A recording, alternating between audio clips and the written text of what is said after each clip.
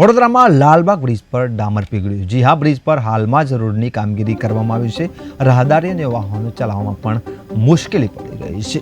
રેતી નહીં નાખવાના કારણે ડામર વધુ પ્રમાણમાં પીગળ્યો હોવાની ઘટના સામે આવી છે। ડામરના કારણે અકસ્માત થાય તો જવાબદાર કોણ તે પણ સવાલો ઊભા થઈ રહ્યા છે। બેદરકારી દાખવનાર કોન્ટ્રાક્ટર સામે કાર્યવાહીની માંગ પણ ઉચ્ચારી છે। તો કહી શકાય કે ડામર પીંગળવાની ઘટના સામે આવી છે, જેના કારણે વાહન ચાલકોને હાલાકી પડી રહી છે।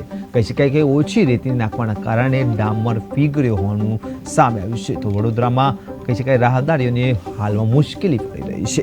કહી શકાય કે ડામર પીગળવાની ઘટના સામે આવી છે। રેતી નહીં નાખવાના કારણે વધુ પ્રમાણમાં કહી શકાય કે ડામર પીગળી રહ્યો છે। ક્યાંક કોન્ટ્રાક્ટરની પણ બેદરકારી સામે આવી છે। તો કહી શકાય કે ફરી એકવાર આ કોન્ટ્રાક્ટરની બેદરકારી સામે આવી છે, જેના કારણે રાહદારીઓને હાલાકી પડી રહી છે, વાહન ચાલકોને હાલાકી પડી રહી છે।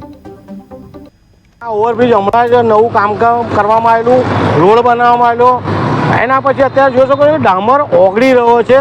લોકોને જે ગાડીઓ લઈ જાય છે તકલીફો પડી રહી છે। જો ચાલતા જઈએ તો ડામર બૂટમાં ચોંટી જાય છે અને જે રીતના કામગીરી કરવામાં આવી છે કોન્ટ્રાક્ટર દ્વારા, રેતી પાથરવામાં નથી આવી, તેના કારણે ડામર અત્યારે લોકો એના કારણે હેરાન થઈ રહ્યા છે।